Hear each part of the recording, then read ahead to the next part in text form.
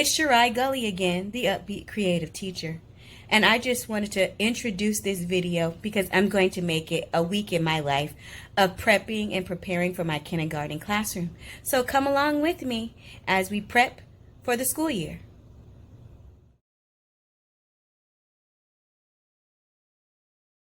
Good evening, YouTube. Today is July 11th, and I thought I would take you along with me while I go do some shopping for my classroom. I've already hit up Target today, and I bought some book bins and some really cute pillows that I had seen some teachers posting on teacher Instagram. And now I'm heading to Kohl's, because I saw on teacher Instagram and some other social media places that those book buddies and some books by Mo Willems are on sale in clearance. And I actually saw them on Kohl's website, but the shipping was more than the actual total of what I was gonna spend. So I'm like, man, I think I'm just gonna buy it in person or go look in person. So I'll be okay if it's not there, but I might be a little disappointed, but that's cool. So I'm gonna go hit up Kohl's, and I will take you along with me. So let's go to Kohl's. See you when we get there.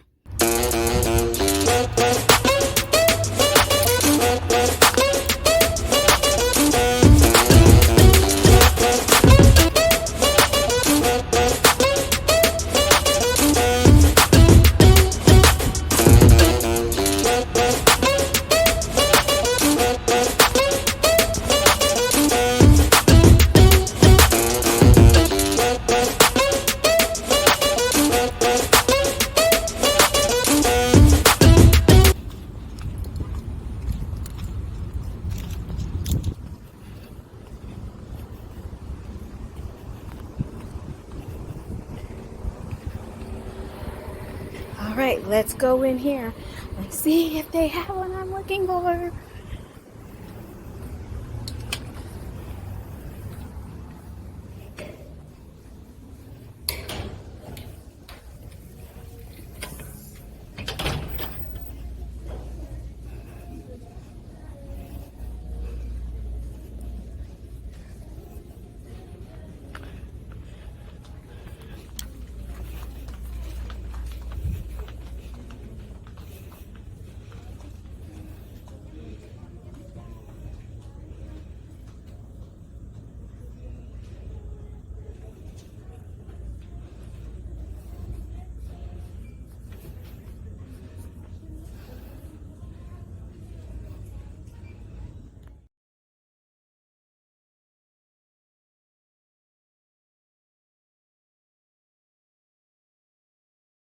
Good morning, YouTube.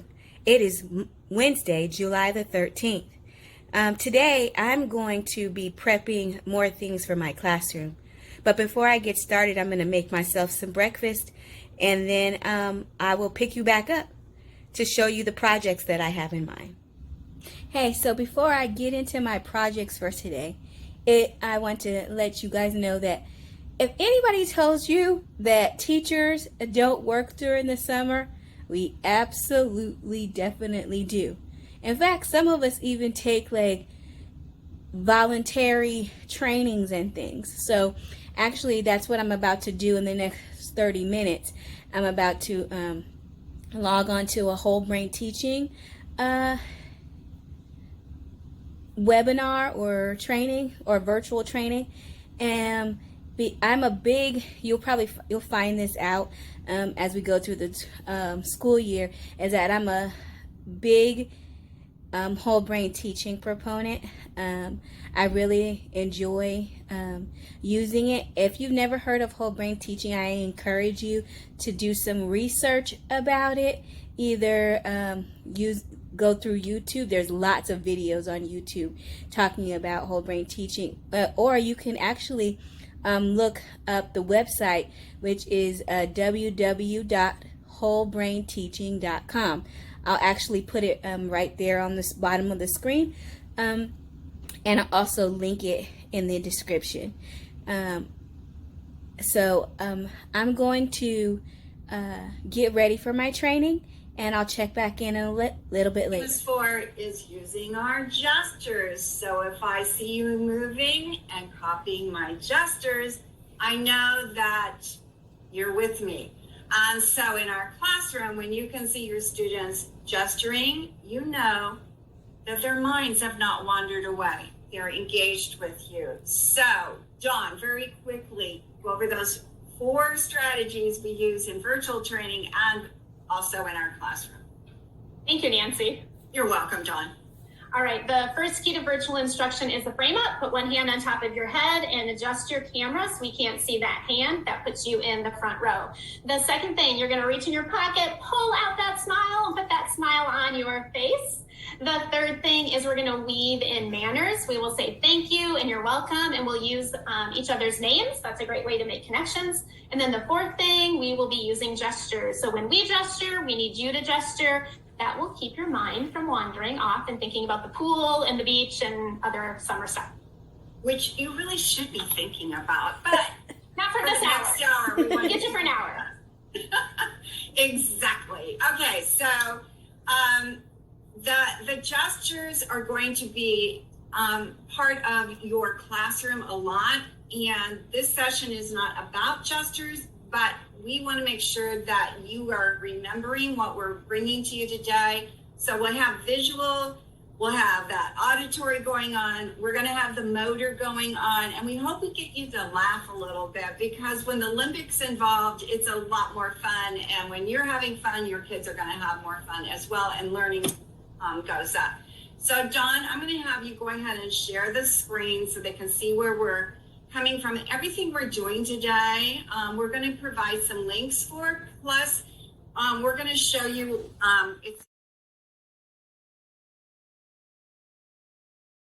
Good morning, YouTube. Today is Thursday, July the 14th, and I'm getting my day started pretty early, at least for as a teacher on summer break. And it's about 9:15. I'm headed to a training about how to start a garden on your school campus through my district. And I'm really excited about this because, as I told you previously in my first vlog, that my campus already has a garden, but it's in a little bit of disrepair. So I also have experience with starting a garden on my campus last year. So I just want to get more information and learn how to incorporate it into the curriculum, incorporate it into not just science, but all the other content areas. So I'm really excited about this training this morning. And after that, I actually have been looking for a book display bookshelf for my classroom. And guess what? I found one on Facebook Marketplace. So I've already paid for it. So I'm going to go pick that up.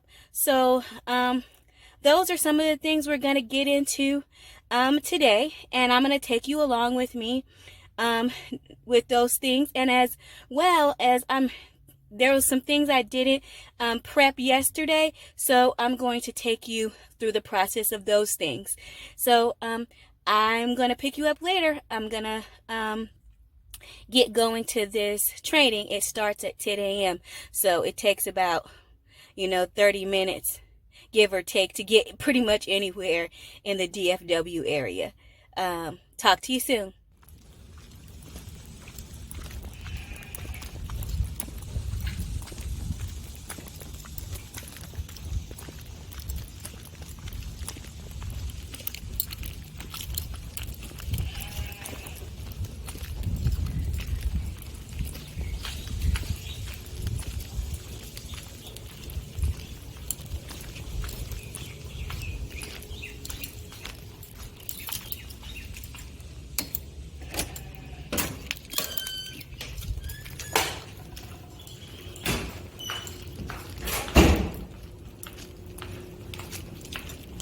Hi, good morning.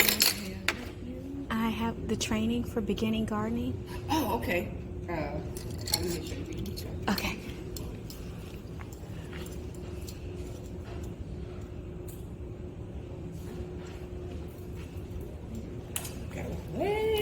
Okay. All right.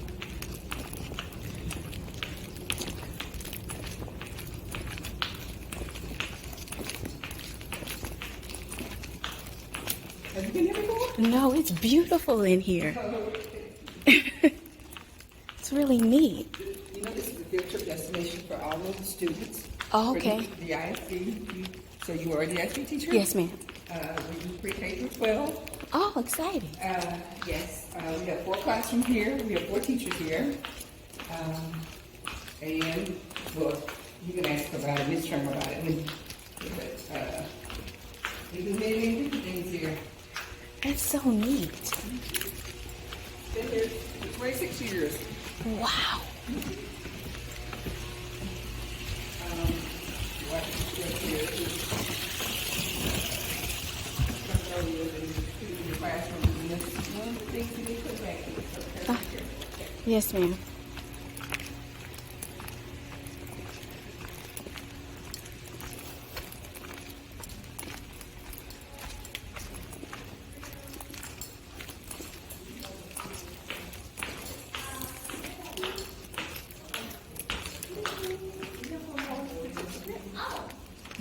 Come on in. Hi. Hi, kitty. Oh my gosh, WC. It's because she probably smells my cat. Yeah, and WC is so friendly. If anyone's allergic or bothered by him, I'll just send him. So I have all the veggies that you might want to grow. Then the last one, it says if it grows better by seed or transplant. So some, it's best to just put them directly into the garden bed. And some, you can start inside and then put them outside. So it kind of depends. Like, for example, tomatoes transfer really well. That's why you see them all over the garden centers. You can buy a little tomato plant, plop it in your garden, and it grows just fine. Because it grows roots really, really easily. But something like a pumpkin, you don't see very many pumpkin plants at like Lowe's or Home Depot, whatever, because those don't transfer well. So if you try to grow a little pumpkin in a cup, and then you put it in the soil, a lot of times it will die because the roots are so fragile. So that's why when I made this, I kind of wanted to put that for teachers because that's something I had to learn the hard way. And then over time I learned like, okay, you can't do that. So I did research and was like, sure enough, if I would have just researched to begin with, I could have known. Have you ever heard of the Jack the Pumpkin project where they take the pumpkin and they put it in the Oh. I was thinking of doing that this year too. No, they put it in a container and they close it and the kids watch it like disintegrate. They watch it disintegrate and then it's supposed to germinate, right? Yeah. It's called the Jack the Pumpkin, and there's a book that you can read to the kids and then you put it in the. I was thinking of doing that this year too. Yeah, that's cute. Hello, welcome. Grab a seat anywhere you want. So yeah, so some of those, like if you, I don't know, certain plants you can move them, like if they're the transplant ones, you can move them, but other ones, you just want to leave right there, because otherwise they'll die and then all of a sudden nobody can. So sadness. And I tried onions. I went to YouTube. There are lots of people there who tell you what to do. I went to the store, the grocery store, got the onions. You cut it and just plant them out. And it grew and it's very highly, I don't care what kind of weather. In this hot weather, I thought it would die.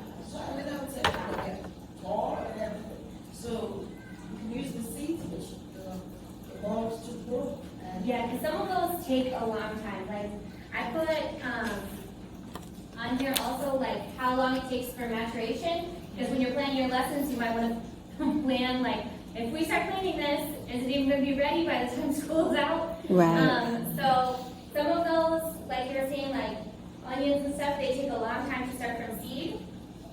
So you'll just kind of want to keep that in mind when you're choosing what plants you're going to grow. Like asparagus, I was going to grow asparagus, and if you look at 2 to 3 years. So it's kind of like you have to, that's like a long haul project.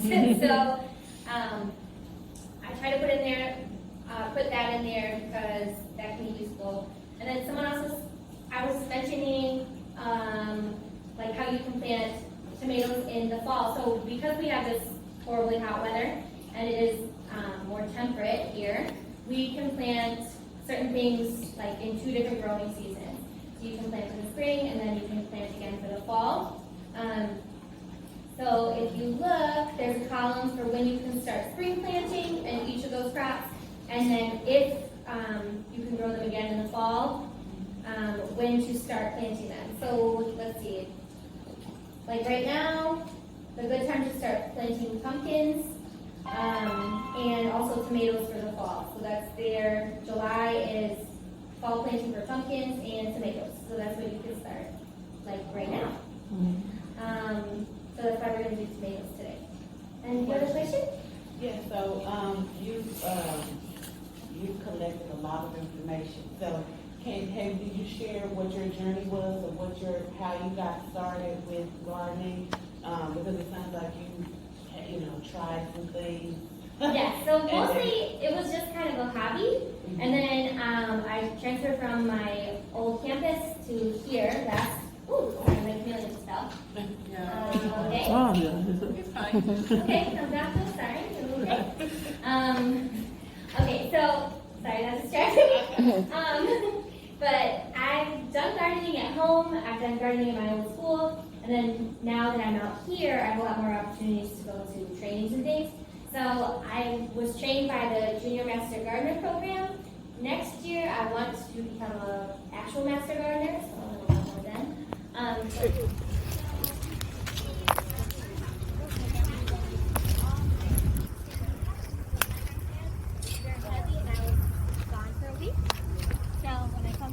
They're growing beautifully, but they knock everything over. So I've got my birdhouse boards, and then cucumbers, which are getting scorched. Then these are some sort of melons. I think I've planted cantaloupe, but they haven't grown any fruit yet. The square foot The thingy. Swiss chard is huge. Oh yeah, I use the string to help me.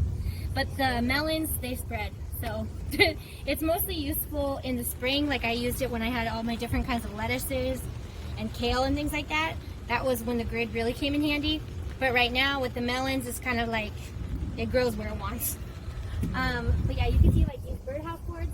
Oh, wow. These are really easy. I mean, I've been out of town, that's why it's all flopped over and insane. But I mean, that's like really low maintenance, and look how beautiful. And you can actually hollow these out and then turn them into like little birdhouses. Oh, really? Pretty cute. Yep. And please so bright. So this one is the one that's unhealthy, that's driving me nuts. Because you can see like the leaves are all changing color from the pests. So the squash bugs have gotten in here and just like destroyed all my zucchini. So this was a that's beautiful zucchini zucchini. plant. And now, Okay. if you see any tomatoes, you can pick them and eat them if you want. They're recently rinsed. They're recently rinsed. Oh, there's peppers too. And then here's another watermelon and all these peppers. If you dare try a pepper, go for it. I cannot tell you which ones are cayenne, which ones are serrano, because I did not label them. I made #1 mistake.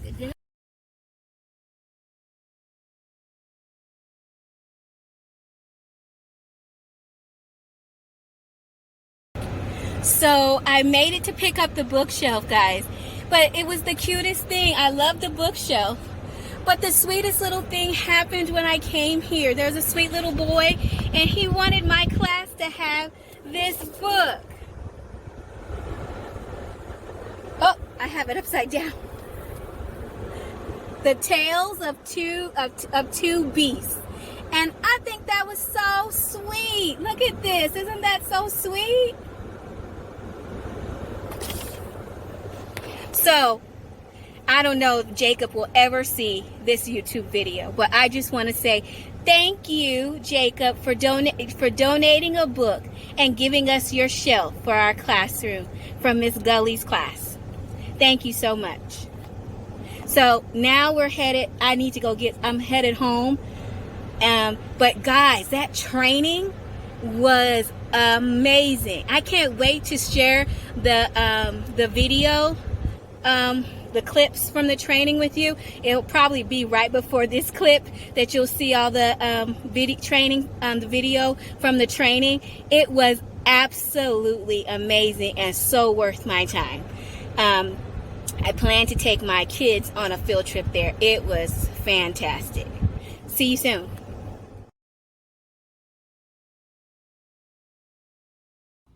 Good morning, YouTube. It is Friday, July the 15th, and I have a busy day ahead of me with some projects and also some virtual webinars, all to get ready for our kindergarten classroom. So I hope you follow along with me, and let's get this day started.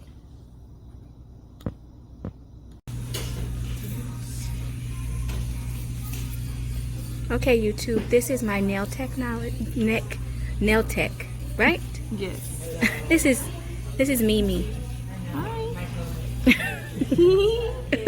Hi, YouTube. So she's fixing my nails so that I don't hurt the children. And my nails were really long. I'm sure you saw that in my last video. Anyways, I'll show you an after when she's done.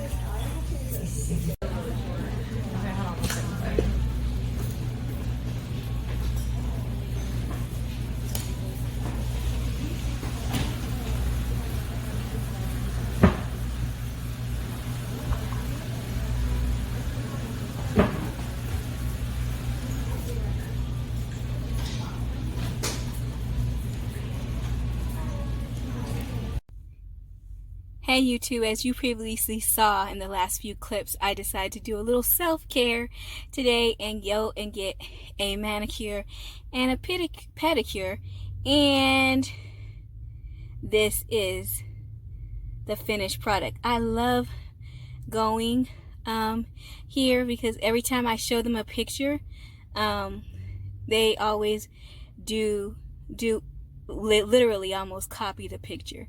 So I really like that. If you're ever in the DFW area and you want a good manicure and pedicure, I say look into Bliss Nail Lounge and ask for Mia or Mimi. Those are the two nail techs that I use. Anyways, I'm headed home now to actually do some of the projects that I plan to do today, which are my birthday cups and my center wheels for center time. See you soon.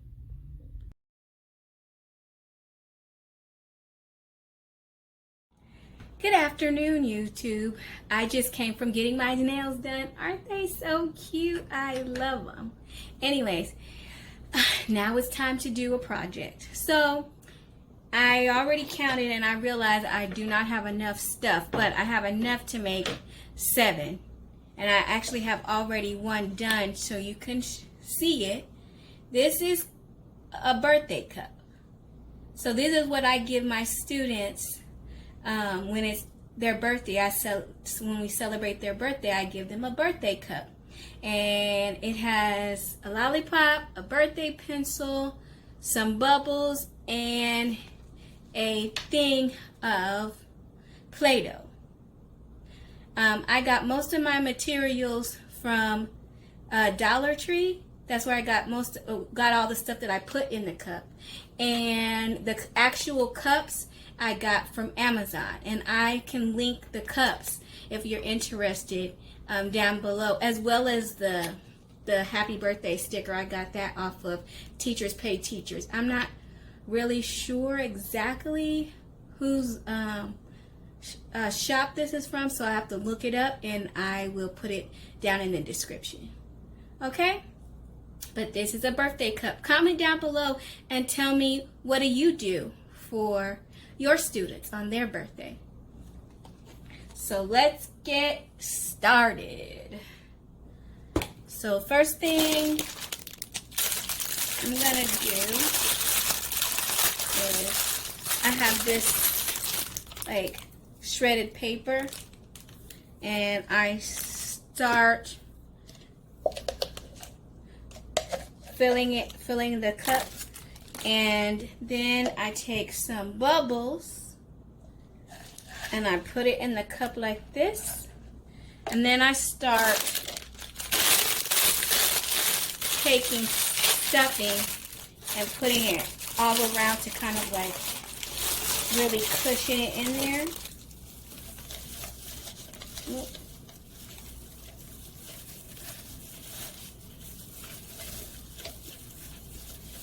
The reason why I do this, is because it makes celebrating birthdays so easy to just be able to grab a cup and go, instead of having to dig through something or try to figure something out different for every child. Just to have something already done and ready is such a time saver, and the kids start looking forward to their birthday because they start realizing that they're gonna get something special.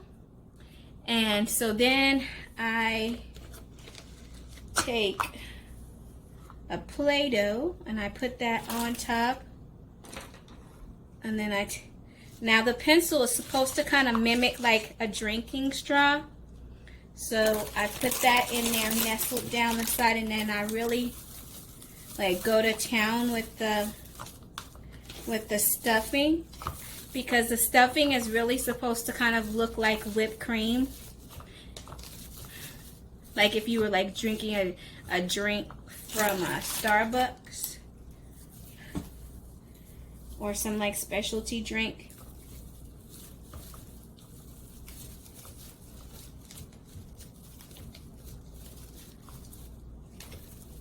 Then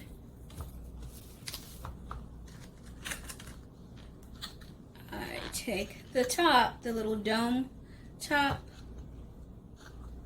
and okay, actually made a little.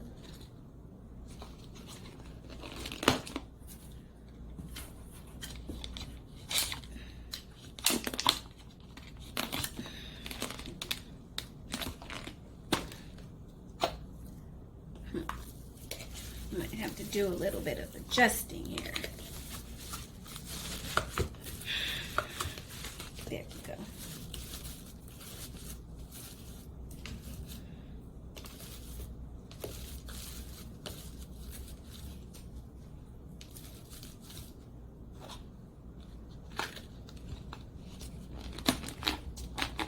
Then I stick the pencil down in there like that. And then start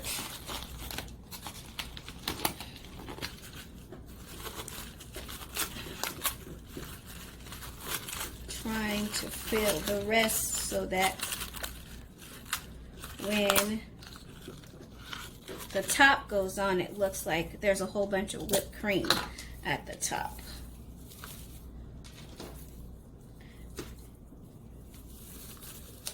Doesn't have to be super perfect,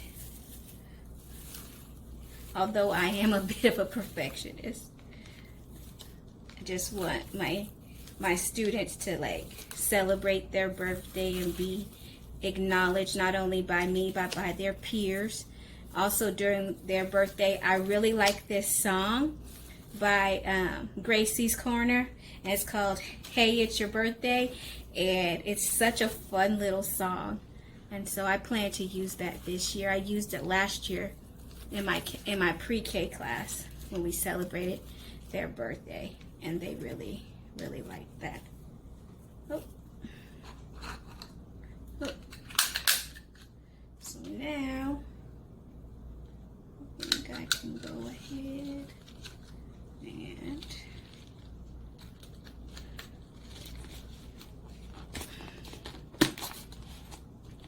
then I take a lollipop, and that's kind of like a cherry or something on top. I also got these at the Dollar Tree. Although now it's not the Dollar Tree. It is a Dollar Tree. They still have the Dollar Tree, but it's still, but now everything there is $1.25 instead of a simple dollar, which was a shock to all of us teachers.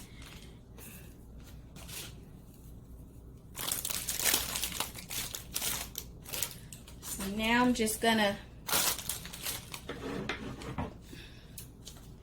cut out a sticker, and I printed these stickers onto a big long sheet of an Avery stickers, or it's a sheet of Avery, and I'm not sure what the dimensions are, but I can also link a packet of Avery labels that I use for this. And I just printed them on here, and now I'm just cutting it out, and then I take the back off and I stick it onto the cup, and then you have a birthday cup.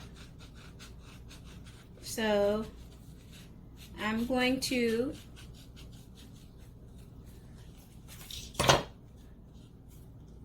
make the rest of these.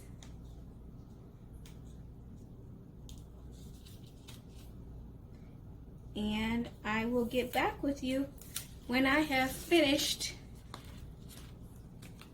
the ones I have now. I'm not really sure how many kids I'm gonna have in my classroom.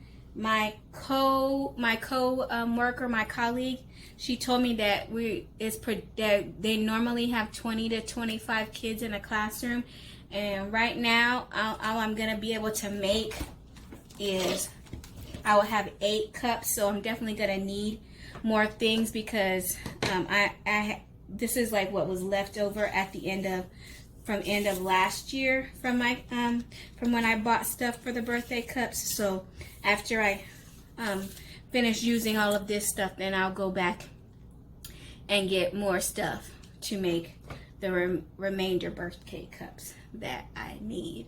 So I will chat with you when I have completed my project.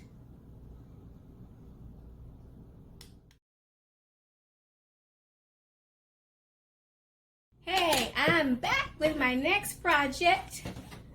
I'm making center wheels. Now, I'm not going to go over how I'm doing this, because this was an idea that I got from a training that I've been attending this summer from Kindergarten Smorgasbord, also known as Mr. Greg. And he manages his centers with a center wheel, and so I thought I would try it, because the way he explained it, it provides the children with lots of choice. And being from pre-K, the last 2 years, we give kids a lot of choice when it comes to centers in their learning. So I wanted to continue to replicate that in some way in kindergarten. Also, I wanted to give them some more play options, because I noticed that when I was doing my model lesson, I didn't see a lot of like really play activities or things that like were play based, because really kids from around, I want to say 2 to 8 really learn best when they're playing versus when they're just being sat down and having to do a worksheet or something like that. If they're being active and having to do it, then it seems to, like, the information seems to stick more. And if it's enjoyable and fun, then and memorable, things tend to stick more with, early learners. So I'm really excited about incorporating Mr. Greg's center wheel into my center management, and when I get it put up in my classroom, I'll show you what it actually looks like. But it's actually like a little spinning wheel for students to choose where they would like to go. So I'm going to finish this up, and I'll get back with you when I'm showing you my next project. Okay, So that center wheel is going to take several little steps. So I didn't finish the center wheel, but I'll continue working on it, and I'm definitely going to finish it within the next week so I can put it up in my classroom. Anyways, so the other thing that I said I was going to show you was I made these posters. They're going to be my objectives posters for my Look What We're Learning wall. And if you just heard that, that was Kelly the cat. She is so nosy. She has to be involved in every single thing I'm doing. Anyways, so Kelly, see? She has totally distracted me. Oops. So I made these posters in PowerPoint. And did you know that you can, in PowerPoint, you can actually change the dimensions of your on your screen so that it can be a print to a size of a paper. So I think that's really cool. So I'm gonna laminate those, and where I put my anchor charts, I'm gonna also post my objective for that area. I'm gonna laminate them and be able to write them. So you'll be able to see those on my Look What We're Learning wall. And I think what I'm gonna do is it's gonna be the wall when you because I have that really long bulletin board when you first walk into my classroom, and so I think I'm gonna put it on that bulletin board, but we shall see.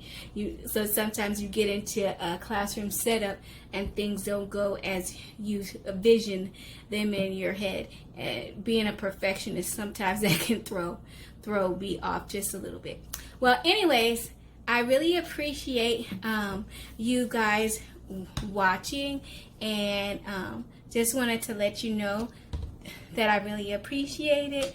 And I wanted to also let you know, if you feel so inclined in your heart, I am also going to put my Amazon wish list for my classroom down in the description. It is not necessary, but maybe you even want to look at it just to get some ideas, because I've done that with other teachers. I've looked at their wish list and gotten lots of ideas, and literally just clicked on it and added it to my Amazon wish list.